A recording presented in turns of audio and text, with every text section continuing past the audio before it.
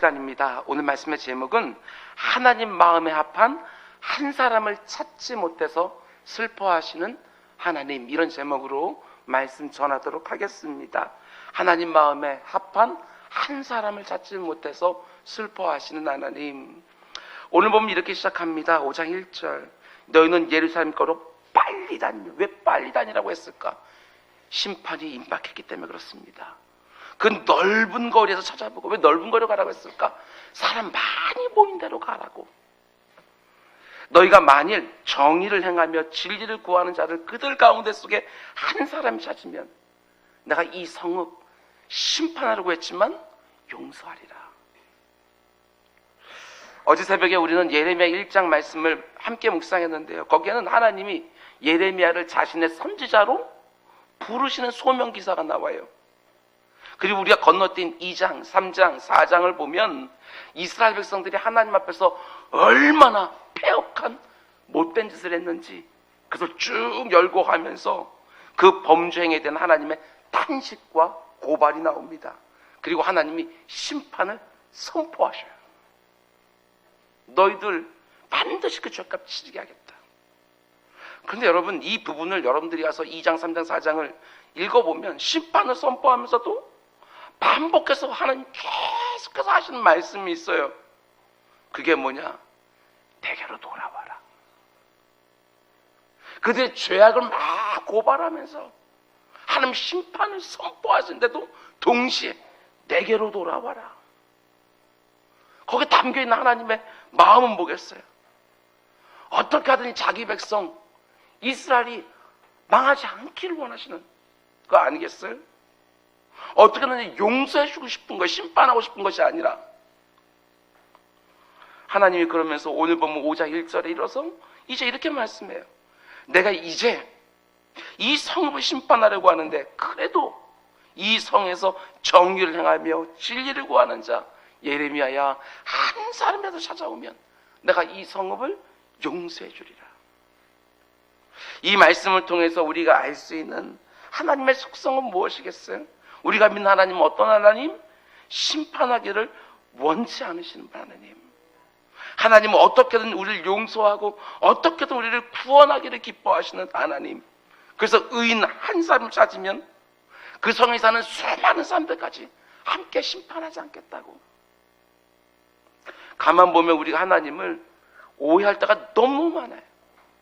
누가 우리들 10년 가운데서 이런 생각을 심어놨는지 몰라도요. 무서운 하나님, 진노하시는 하나님, 벌 주시는 하나님, 이런 식으로 하나님을 생각하는 거예요. 그러나 성경을 보면 하나님이 어떤 분인지 하나님이 스스로 자기를 계시해 주는 부분들이 참 많이 있어요. 하나님이 자신을 가리켜 어떤 하나님을 말씀하시느냐? 출애굽기 34장 5절에서 7절 말씀 보면 하나님이 자신에 대해서 이렇게 소개해줘요. 여호와께서 구름 가운데서 강림하사 그와 함께 거기 서서 여호와의 이름을 선포하실세 여호와께서 그의 앞으로 지나시며 선포하시고. 하나님 자신을 어떻게 가르쳐 주시느냐? 여러분 잘 드십시오. 여호와라 여호와라, 자비롭고 은혜롭고 노하기를 더디하고 인자와 진실이 많은 하나님이라. 인자를 천대까지 베풀며 악과 과실과 죄를 용서하리라. 하나님이 이렇게 사랑과 은혜가 풍성하신 하나님이에요. 하나님, 우리가 아무리 죄를 졌다 할지라도 어떻게든지 심판하지 않고 싶어하는 하나님이라는 거예요. 그래서 자기 아들까지 보내주시는 거 아니겠어요? 우리가 주일마다 보고 있는 에스겔서 33장 11절에도 하나님이 자신에 대해서 이렇게 말씀합니다. 너는 그들에게 말하라. 주 여호와의 말씀이니라. 나의 삶을 두고 맹세하노니. 지금부터 하는 말은 아주 분명하다고 하면서 제가 말씀하시는 거예요. 나는 악인이 죽는 것, 의인 말고요, 악인이 죽는 것을 기뻐하지 아니하고 악인이 그의 길을 돌이켜 떠나 사는 것, 죽는 것을 기뻐하는 게 아니고 사는 것을 기뻐한다. 악인이라도. 그러므로 이스라엘 족속아, 돌이키라. 너희 악한 길에서 떠나라. 어찌 죽고자 하느냐. 이게 바로 우리가 믿는 하나님이셔요. 하나님은 심판하는 걸 정말 원치 않으셔요. 아무리 못된 악인이라도 제발 좀 회개하고 돌이키기를 원하시는 것이지요. 베드로 사도 역시 이렇게 말합니다. 우리 잘 아는 구절이에요. 주의 약속은 주님의 다시 오시는 그 재림의 약속은 어떤 이들이 더디다고 생각하는 것 같이 더딘 것이 아니고 오직 주께서 너희에 대하여 오래 참으사 아무도 멸망하지 아니하고 다 회개에 이르기를 원하노라. 예수님의 재림이 늦어진 것처럼 보이는 단 한 가지 이유는 한 사람이라도 더 어떻게든지 한 사람을 더 회개하고 함께 돌아와 심판을 받지 않기를 원하시기 때문이라는 거예요. 한 사람이라도 하나님의 심판을 피하여 구원받기 원하는 거예요. 하나님이 이런 마음을 가장 잘 볼 수 있는 장면 중에 하나가 바로 소돔과 고모라 성의 심판 이야기입니다. 제가 무슨 말씀을 드릴지 이미 예상하는 분도 계실 텐데, 창세기 18장 말씀 보게 되었으면 하나님이 아브라함에게 내가 지금 소돔과 고모라 땅을 심판으로 간다고 말씀하셔요. 근데 이게 참 재밌지 않아요? 그냥 가서 심판하시면 되잖아요. 소돔과 고모라에 악이 꽉 찼으니까 가면 그냥 심판하면 되잖아요. 근데 굳이 아브라함에게 말씀해줘요. 여기도 하나님의 의도하심이 있지 않겠어요? 이삭은 전부 보게 되었으면 마치 하나님이 아브라함은 나 좀 말려봐라, 이런 느낌이 들어요. 그러면서 하나님과 아브라함 사이에 밀고 당기는 큰 대화가 이어지는데, 우리 잘 아는 것처럼 하나님이 의인 50명만 그 성에 찾으면 멸망시키지 않겠다고 말씀하셔요. 그런데 아브라함이 아무리 생각해봐도 그 성 중에 있는 의인이 50명이 안 될 것 같은 거예요. 그래서 하나님께 요청하기 시작합니다. 하나님, 45명은 안 될까요? 하나님 말씀합니다. 아무렴 45명 좋아, 그 성 안 멸망시키지 않을게. 근데 아브라함이 생각하니까 의인 45명도 안 될 것 같은 거예요.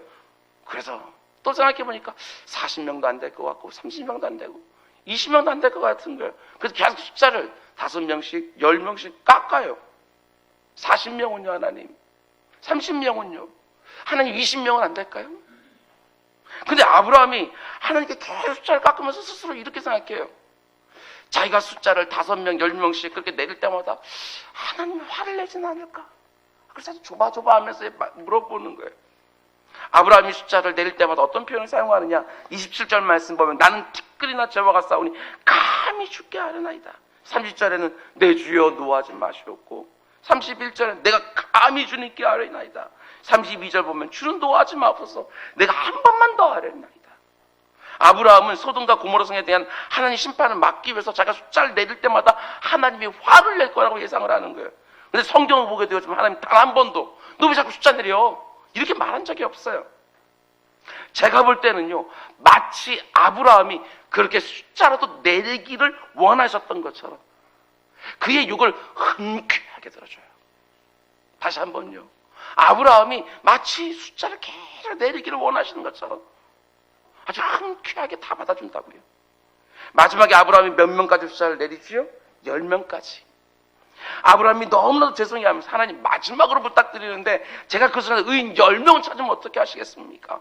성경을 보면요, 하나님이 조금도 주저하지 않냐고, 10명만 찾아봐도 내가 그 성을 멸망시키지 않겠다. 근데 이런 생각을 해봅니다. 아브라함 한 번 더 숫자를 내렸으면 하나님 어떻게 하셨을까? 하나님 혹시 5명은 안 될까요? 그럼 하나님 뭐라고 말씀하셨겠어요? 네가 의인 5명만 찾아도 내가 그 성을 멸망시키지 않겠다. 저는 분명히 그러셨을 것 같아요. 왜냐하면 하나님은 심판하기를 원하지 않으셔요. 어떻게든지 용서해주고 회복시키기를 원하시지. 여러분, 절대로 하나님의 마음을 오해하는 분이 없기를 원합니다. 오늘 내가 이 오해 하나만 풀고 가지요, 내 인생이 완전히 바뀌어요. 이 오해 하나만 풀어도. 우리 하나님은 저와 여러분을 너무나도 사랑하는 분이셔요. 하나님은요, 사랑의 하나님을 믿으시기 바랍니다. 하나님은 단지 사랑이 풍성하고 많으신 분이 아니라 요한 사도가 고백한 것처럼 하나님은 사랑이시라. 하나님 그 자체가 사랑이셔요. 물론 하나님은 지극히 거룩하신 분이기 때문에 악을 참아보지 못하셔요. 물론 하나님은 공의로운 심판자가 되시기 때문에 심판하실 수밖에 없으셔요. 그러나 하나님은 우리 가운데 단 한 사람도 멸망당하기를 원치 않으신다는 것입니다. 그래서 거듭거듭 말씀하셔요. 이제 그만 돌아오라고, 이제 그만 방황하고 돌아오라고. 천국 문이 닫히기 바로 직전까지, 하나님의 심판을 받아 저 지옥불에 떨어지기 직전까지 우리에게 계속해서 기회를 주시는 거예요. 하나님이 이 마음을 알고 지금 하나님으로부터 멀리 떨어져 있는 분이 계십니까? 하나님이 미워하신 일을 지속하고 있는 분들 계십니까? 벌 받을까봐 두려워서 돌이키는 것이 아니라 나를 향한 그분의 사랑 앞에 이제 그만 투항하시기를, 그 품에 다시 안기기를 주님으로 축원드립니다. 여러분, 그런데 문제가 하나 있어요. 그게 뭐냐면 우리가 성경을 읽다 보면 사랑의 하나님과는 좀 어울리지 않는 무시무시한 심판이 성경 이곳에 나와요. 그럼 이걸 어떻게 해석해야 되느냐? 이 부분이 대표적인 장면인데요. 많은 사람들이 이 부분을 가지고 시비를 걸어요. 하나님에 대해서. 여호수아를 보게 되었으면 하나님이 가나안 족속을 다 침멸하라고 해요. 마치 이런 것 같아요. 가나안 땅에 아무도 없는 빈 공간에 하나님께서 이스라엘 백성들을 그리고 쫙 인도해 주시는 것이 아니라 이미 거기에 수많은 가나안 7족이 살고 있었거든요. 근데 마치 하나님께 자기 백성을 거기다 집어넣기 위해서 거기 있는 모든 족속들, 어린아이까지 다 죽여라, 침멸해라, 이렇게 말하는 것처럼 다른 사람들이 얘기를 하거든요. 그래서 시험에 들기도 해요. 하나님이 너무 잔인하다고, 어떻게 그 안에 사는 사람들을 다 죽이라고 할 수 있느냐고. 여러분들 가운데 속에 혹 이런 생각들을 가졌던 분들도 계실지 모르겠습니다. 그러나 결론부터 말씀드리면 성경에 나오는 하나님의 엄중한 심판에 대한 말씀을 읽을 때도요, 여러분 오해하지 마시고 이렇게 생각해야죠. 오죽하면, 사랑과 은혜 하나님이 오죽하면 그들을 진멸하라고 하실까? 할 수만 있으면 어떻게든지 용서해주고 싶어 하시는 그 하나님, 모든 사람, 가나안 민족들도 포함되겠지요.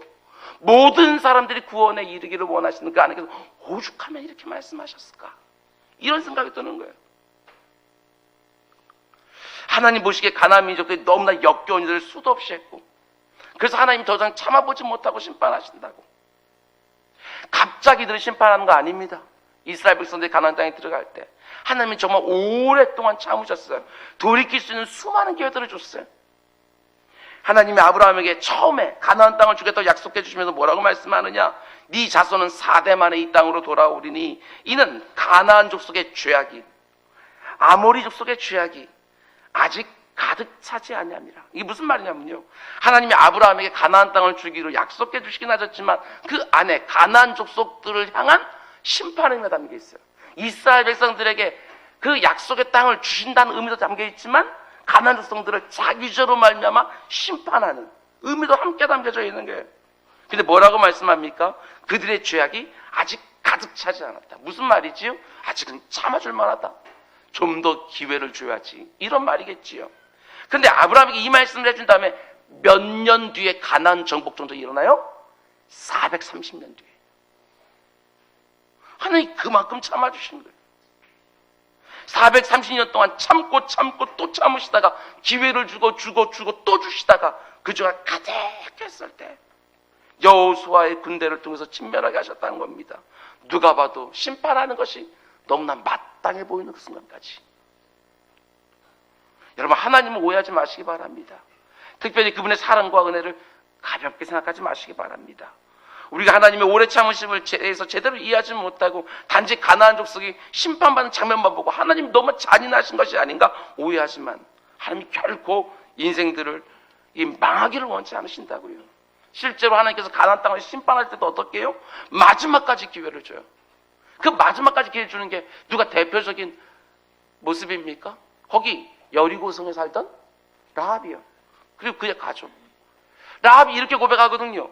당신들이 하나님께서 출애굽하면서 행하신 모든 일들을 우리가 다 듣고, 하나님이 행하신 모든 일들 우리가 여리고성에 있는 가나안 사람들 다 들었어요. 그리고 심히 두려워하고 간담이 녹았다.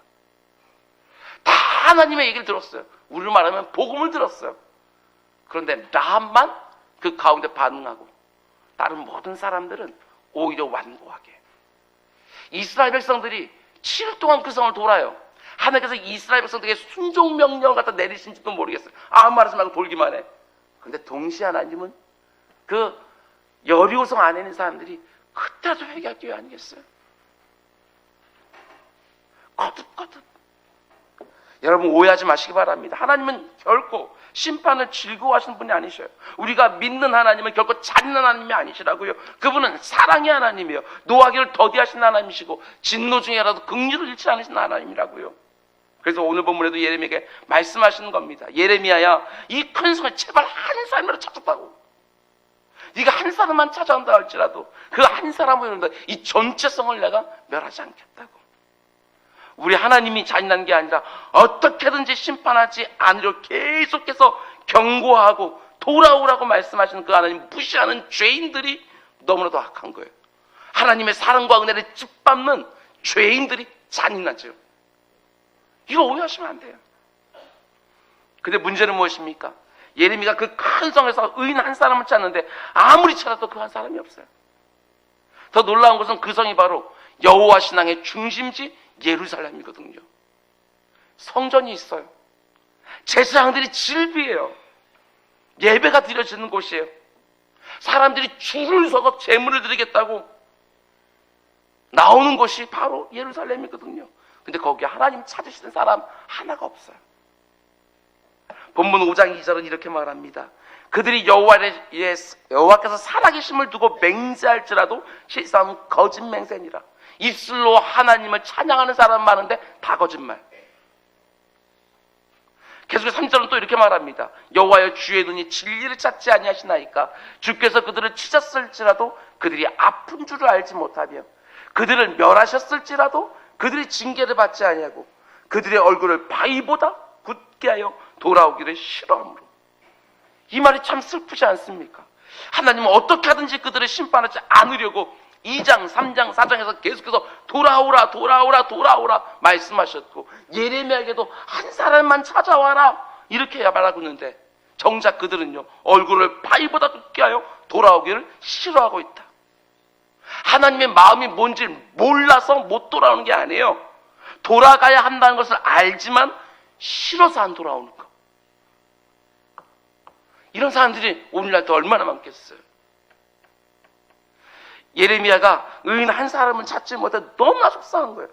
근데 가만 보니까 제가 지금까지 만난 사람들이 다 예루살렘에 살아가는 일반 백성들, 평민들, 하층에 있는 분들. 그래서 이제는 지도층에, 상위층에 있는 사람들에게 기대를 갖기 시작합니다. 5절, 내가 지도층들에게 가서 그들에게 말하리라. 그래도 지도층들은 다르겠지. 제사장들은 다르겠지. 하나님이 세우신 관리들은 다르겠지. 그들 중에는 하나님의 마음에 드는 사람들이 한 사람은 있겠지. 그렇게 기대하고 사회 지도층에 있는 사람들을 찾아가요. 왜 그들을 찾아가느냐? 이렇게 말합니다. 그들은 여호와의 길, 자기 하나님의 법을 안다 하였으니. 하나님이 원하시는 길이 무엇이고 하나님의 마음이 담겨져 있는 그 법이 무엇인지를 안다고 말하는 사람들이니까 지도층에 있는 사람들은 분명히 다르게 살 거라고 기대를 하고 찾아가서 봤는데 어떻습니까? 그들도 일제히 멍에를 꺾고 결박을 끊은지라. 이 말이 슬퍼요. 일제히. 마치 다 모여서 작당이라도 한 것처럼 하나같이 착해요. 사회 지도층도 똑같습니다. 여기서 말하는 멍에는 하나님이 지키라고 주신 말씀의 멍에이고, 여기서 말하는 결박은 하나님이 그 안에서만 거하라고 하는 울타리인 거예요. 그런데 그들이 살아가는 모습을 보니까 지도층에 있다는 사람들조차 하나님이 쓰여주신 멍에를 다 꺾어버렸어요. 이미 하나님이 절대로 넘지 말라고 매우노니 결박을 다 풀어버렸어요. 그래서 6절 후반부에 뭐라고 말합니까? 그들의 허물이 많고 반역이 심한. 여러분 지금 예레미야의 마음을 한번 생각해 보셔요. 한 사람 찾아오라고 해서 막 빨리 다니면서 막 사람들 보는데 지도층에 다 뒤져봤는데 허물이 너무 많아. 하나님 앞에 반역자들이야. 오히려 사회 지도층들이 더 엉망인 거예요. 그러면서 사회 지도층의 폐역한 신앙을 고발하는데 이어진 7절 말씀이에요. 그 당시 지도자들의 모습이 어떠했느냐? 내가 어찌 너를 용서하겠느냐? 네 자녀가 나를 버리고 신이 아닌 것들로 맹세하였으며. 여러분 정말 무섭게 이런 구절도 읽을 것 같아요. 내가 그들을 배불리 먹인 즉 그들이 간음하며 창기의 집에 허다히 모이며. 하나님이 좋은 것들을 많이 주신 거예요, 그들에게. 근데 그걸 가지고 그들이 뭐 한다고요? 간음하며 창기의 집에서 회합을 하며. 예레미야가 너무너무 기가 막힌 거예요. 그래도 하나님께 주신 은혜로 경제적으로 여유가 있고, 그래도 하나님의 말씀을 안다고, 하나님의 길을 안다고 하는 그 자들이 오히려 더 음란하고 더 빼앗하고. 오늘날들 사회 지도층의 죄악들이 더 심각하지 않겠습니까? 모든 사람들이 다 그렇진 않겠지만 더 많은 것을 소유하고 더 많이 배우고 더 높은 지위에 있을수록 죄를 지어도 우리하고 수준이 달라요. 훨씬 더 교묘하지요. 여러분, 절대로 하나님이 내게 씌워준 멍에를 꺾지 말고 하나님 내게 둘러놓은 결박을 끊지 마셔요. 부부라는 울타리도 꺾지 마시고 윤리와 도덕의 울타리도 넘지 마시기 바랍니다. 하나님, 우리가 결혼관계에 묶이기를 원하고 윤리와 도덕의 범주 안에 매이기를 원하셔요. 무엇보다도 하나님의 말씀에 온전히 매이기를 너무나 원하신다는 사실이에요. 하나님이 내게 보여주신 그 길을 걸어가기를 원하시지 다른 데서 헤매기를 원치 않으신다고요. 근데 이들의 더 심각한 문제가 13절 말씀이에요. 그들이 평상시에 뭐라고 말하고 돌아다녔느냐. 5장 13절. 선지자들은 바람이라 말씀이 그들 속에 있지 아니한즉 그들이 이같이 당하리라 하느니라. 이 지도층인 사람들이 이렇게 말하는 거예요. 뭔가 많이 가지고 있고 아주 높은 자리에 있는 사람들은요, 보통은요 마음이 높아요. 하나님이 그동안 수많은 선지자들을 보내서 그들을 죄악에서 돌이키려고 하셨는데 이들이 오히려 선지자들을 우습게 봤어요. 선지자들은 바람에 불과해. 그러면서 이렇게 조롱해요. 하나님의 말씀이 그들 속에 없어. 그 당시 지도층에 있는 사람들이요, 선지자들을 우습게 봤어요. 지도층이라고 말하면 관리들을 말할 것이고, 그죠? 귀족들을 말할 것이고, 제사장들을 말할 거예요. 그런데 하나님이 순간순간 선지자들 보내주거든요. 그래서 그들에게 돌아오라고 수없이 말씀하셨을 거예요.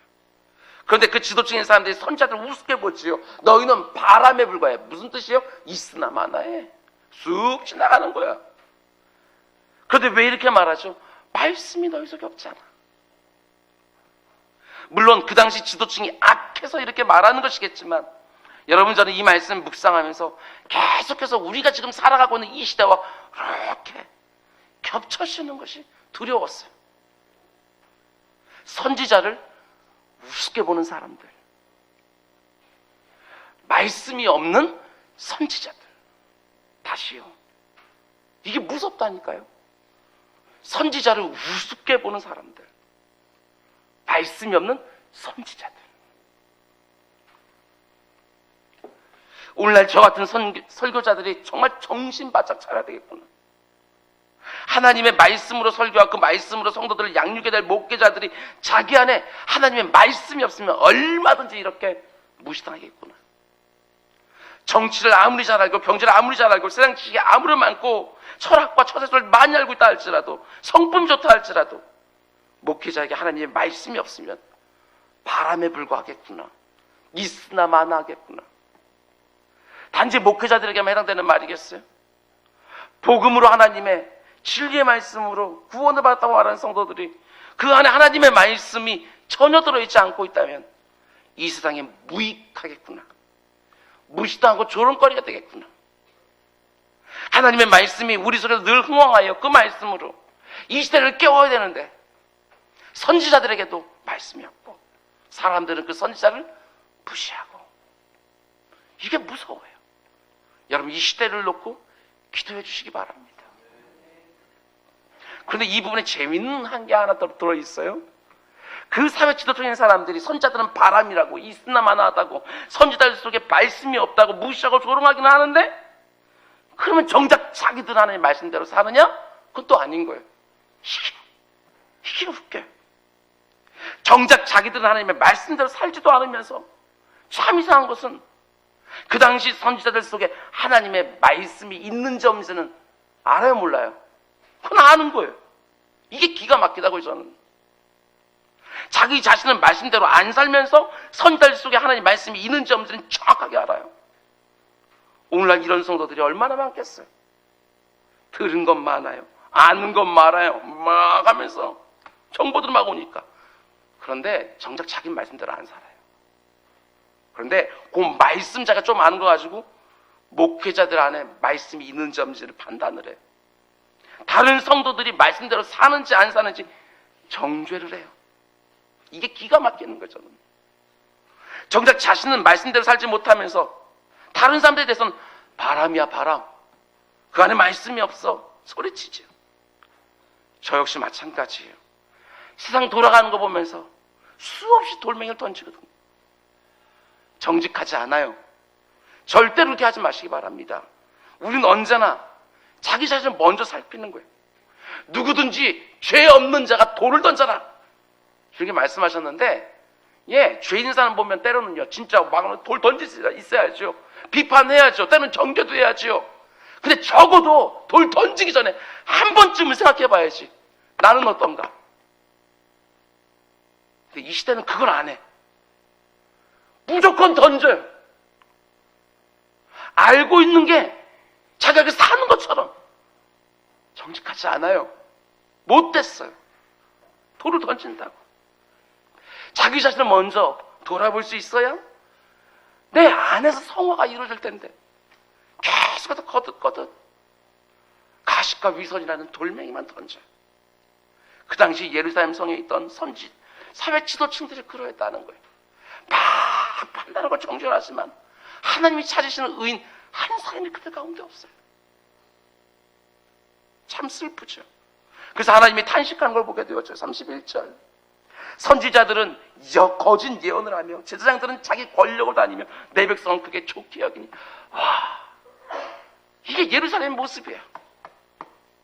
선지자들은 거짓 예언을 하며 자기 이익을 위해서 예언을 하고, 제사장들은 자기가 가진 권력, 기득권을 지키기 위해서 톡톡 들어가고, 어쩌면 우리 사회의 어떤 단면을 보여주는 것 같아서 마음이 참 아파요. 그런데 더욱더 마음이 아픈 게 뭐냐? 백성들은 그걸 좋게 여기더라. 마지막에는 너희가 어찌하려느냐? 도대체 너희들 어쩌려고 그러래? 백성들이 왜 좋게 여겨요? 자기들 듣고 싶은 얘기만 해주니까. 그들이 싫은 소리 하면 자기가 이익이 안 되니까 선자들도 거짓 예언하거든요. 근데 듣고 싶은 말, 그러면 자기가 유익이 되니까. 제사장들도 근데 좋은 얘기를 해줘야 자기의 기득권이 유지되니까. 이게 얼마나 슬픈 얘기예요. 계속해서 하나님 탄식합니다. 9절. 여호와의 말씀이니라 내가 어찌 이 일들에 대하여 벌하지 아니하겠으며. 심판을 계속해서 안 하려고 애를 쓰는데 하나님 탄식하는 거예요. 내가 어떻게 이런데 그들을 벌하지 않을 수 있겠냐? 내 마음이 이런 날에 어떻게 보복하지 않겠냐? 29절에서 똑같은 말씀이에요. 내가 이 일들에 대하여 벌하지 아니하겠으며 내 마음이 이같이 나라에 보복하지 않. 똑같이 여호와의 말씀이니라. 하나님 앞에 정말 의롭게 살려고 바둥바둥거리면서 두렵고 떨림을 사는 단 한 사람의 의만 있으면 되는데 그 한 사람이 없어서 어쩔 수 없이 심판하셔야 되는 그 상황을 지금 하나님께서 탄식하고 있는 거예요. 너희들 도대체 어쩌려고 이러냐? 여러분, 예레미야는 지금으로부터 2600년 전 사람이에요. 2600년 전 사람. 근데 하나님이 예레미야 시대에만 의인 한 사람을 찾아 헤매셨겠습니까? 그렇지 않아요. 성경을 보면 하나님은 그 이전에도 그 이후에도 하나님의 사람 한 사람을 찾고 계신다. 결국 성경은 어떤 이야기입니까? 잘 보면 하나님이 찾으시는 한 사람에 대한 이야기예요. 하나님이 한 사람을 찾아서 온 땅을 두루 감싸라 하시다가 다 치우쳐 악을 행하는데 그 중에 하나님의 사람 한 사람을 만나면 너무나 기뻐하시면서 그 사람을 통해서 일하시는 이야기, 그게 성경 이야기예요.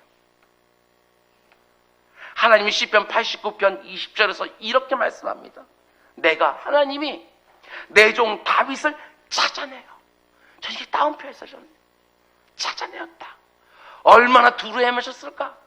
내가 내 종 다윗을 찾아내요. 나의 거룩한 기름을 그에게 부었다. 하나님이 자기 마음에 합한 한 사람 다윗을 드디어 찾아내셨다는 거예요. 그래서 너무너무 좋아서 그에게 기름을 부어주셨다. 하나님이 온 세상을 감찰하는데 다 치우쳐 하나같이 았던 거예요. 그러다가 그냥 훅 들어오는 게 있는 거예요. 다윗, 내 마음에 합한 자, 기름을 부으시는 거예요. 하나님이 죄가 관영한 그 시대에 노아 한 사람을 찾아서 하나님의 놀라운 일에 사용하셨어요. 하나님이 오직 믿음으로 살아가는 새로운 인류를 만들려고 사람을 찾다가 아브라함 한 사람을 찾아서 그를 믿음의 조상으로 세우셔요. 하나님이 요셉 한 사람을 찾아서 자기 민족을 하늘의 별처럼 바닷가의 모래알처럼 큰 민족으로 만드는 데 사용하시는 거예요. 하나님이 모세 한 사람을 찾아서 여호수아 한 사람을 찾아서 사무엘 한 사람을 찾아서 엘리야 한 사람을 찾아서 그 한 사람 통해서 일하셔요. 하나님이 사도 바울 그 한 사람을 찾아서 그를 통하여 자신의 놀랍고 위대한 복음의 역사를 쓰기 시작하셔요. 성경만 아니라 교회사를 봐도 마찬가지입니다. 마틴 루터라는 한 사람, 조나단 에드워드라고 하는 사람, 루터란, 무디라는 한 사람, 윌리엄 캐라고 하는 사람, 허슨 테일러라고 하는 한 사람, 그 한 사람 한 사람을 찾아서 하나님의 역사를 지금까지 이루어오셨어요. 생각해 보셔요. 모든 사람이 똑같이 한 번뿐인 인생을 살아가는데 하나님의 역사를 위해 내가 요긴하게 쓰임받는다? 가슴 뛰는 이야기예요. 한 사람이 하나님 손에 붙들릴 때 놀라운 일을 행하시는 도구가 얼마나 될 수 있다는 거예요. 한 가문에서 예수 믿는 사람 한 사람이 생기기만 하면 그 가문에 너무나 놀라운 일이 얼마든지 벌어져요. 한 사람이 하나님께 온전히 쓰임받기를 사모할 때 하나님이 그 한 사람을 통해서 하나님 나라를 위해 엄청난 일을 이루신다는 걸 믿고 그 한 사람, 하나님이 찾으시는 그 한 사람이 내가 되기를 사모하는 우리가 되기를 주면 축원드립니다. 하나님이 어떤 사람 찾으셔요? 학 있는 사람 찾지 않아요. 경제적으로 부유한 사람 찾지 않아요. 사회적으로 지위가 있는 사람 찾지 않는다고요. 그럼 누구를 찾느냐? 오늘 5장 1절에 나오는 것처럼 예레미야야, 너는 빨리 가서 정의를 행하며 진리를 구하는 자, 그 한 사람 찾아와라. 하나님의 정의를 행하고 하나님의 진리대로 살아가는 산 사람, 완벽한 사람 말하는 거예요? 아니요. 내가 죄인인 것을 알고 내가 얼마나 엉터리인 줄 알고 하나님 앞에 간절히 나아가 불쌍히 여달라고, 내가 이렇게 너무나도 엉터리지만 하나님 쓰임받고 싶다고, 하나님 나라를 위해서 하나님 앞에 부르신 은혜를 담고하는 그 한 사람, 그 한 사람은 하나님은 오늘도 찾고 계시고 그 한 사람 찾으시면 너무나 기뻐하시면서 그 한 사람을 통하여 자신의 위대한 역사를 오늘도 이루어 가셔요. 오늘 새벽에 기도하시기 바랍니다. 하나님, 제가 하나님 찾으시는 그 한 사람 되기를 정말 원합니다. 저도 하나님 나라를 쓰임받고 싶습니다. 하나님께 붙들린 한 사람 되어서 하나님의 영광스러운 도구가 되고 싶습니다. 그 당시 예루살렘 성에서는 한 사람을 찾지 못해서 하나님이 너무나 슬퍼하셨는데, 하나님 너무나 부족한 엉터리지만 이런 나라도 고쳐서 쓰시기 원하신다면 마음껏 사용하십시오 하고 나의 최선과 충성과 성실을 드리는 한 사람들, 그런 한 사람 한 사람이 이곳저곳 출연한다고 한다면 우리가 엄청난 하나님의 역사를 보지 않겠습니까? 내 인생의 운명이 바뀌게 될 것입니다. 여러분, 저는요, 제 자신이 정말 그 한 사람 되고 싶어요. 자녀를 놓고 기도하고 있습니까? 단지 이 세상 사람들이 찾는 사람으로 만들려고 너무 애쓰지 마시고 하나님이 찾으시는 그 한 사람으로 양육하려고 하나님의 특별한 지혜를 구하시라고요. 오늘 이 말씀 들었으면 오늘 불타고 기도하러 갈 때, 여러분 자녀들을 놓고 기도할 때, 내 자신을 놓고 기도할 때 하나님 찾으시는 그 한 사람 되게 해주십시오. 오늘 설교를 준비하면서 제가 설교문 맨 마지막에다가 찬양 하나를 썼어요. 그거 오늘 우리 김창수 목사님 오늘 불러주셨는데, 주를 위한 이곳에 예배하는 자들 중에 그가 찾는 이 없어 주님이 슬퍼하시네. 주님이 찾으시는 그 한 사람, 그 예배자, 내가 그 사람 되길 간절히 주께 예배하네. 주님을 찬양한다고 그 앞에 선 사람들은 수도 없이 많은데 하나님이 찾으시는 그 한 사람의 예배자가 없다. 그래서 하나님이 너무나 슬퍼하신다. 신령과 진정으로 이 예배당에서, 저 일상에서 삶의 예배를 드리는 그 한 사람, 하나님 찾지를 못해서 슬퍼하신다. 오늘도 우리는 어딘가로 갈 것입니다. 그 어딘가에서 내게 맡겨진 일들을 또 감당하게 될 것입니다. 그러나 그곳에서 하나님이 찾으시는 한 사람으로, 그곳에서 하나님이 너무나도 기뻐하시는 한 사람의 예배자로 살아가면서 그곳을 향한 하나님의 역사가 이루어지기를, 쓰임받기를 원하는 우리 모두가 될 수 있기를 주님의 이름으로 축원을 드립니다. 기도하겠습니다. 사랑의 주님, 오늘 예레미야서 5장 말씀 보았습니다. 하나님이 얼마나 우리를 용서해 주기를 원하시는지, 하나님이 얼마나 이 땅을 심판하기 싫어하시는지, 아버지 하나님, 그런 하나님의 마음을 꽉 붙들고 이 땅 가운데 속에 하나님께로 돌이키는 일들 가운데 쓰임받는 우리 모두가 될 수 있도록 인도하여 주옵소서. 하나님이 찾으신 그 한 사람 내가 되기를 간절히 사모하며 하나님께 오늘 크게 부르짖으면서 하나님 나를 써달라고 하나님의 손을 흔드는 우리 모두 될 수 있도록 주님 인도하여 주시옵소서. 이 모든 말씀 예수님의 이름으로 기도드렸습니다. 아멘. 너희는 이렇게 기도하라.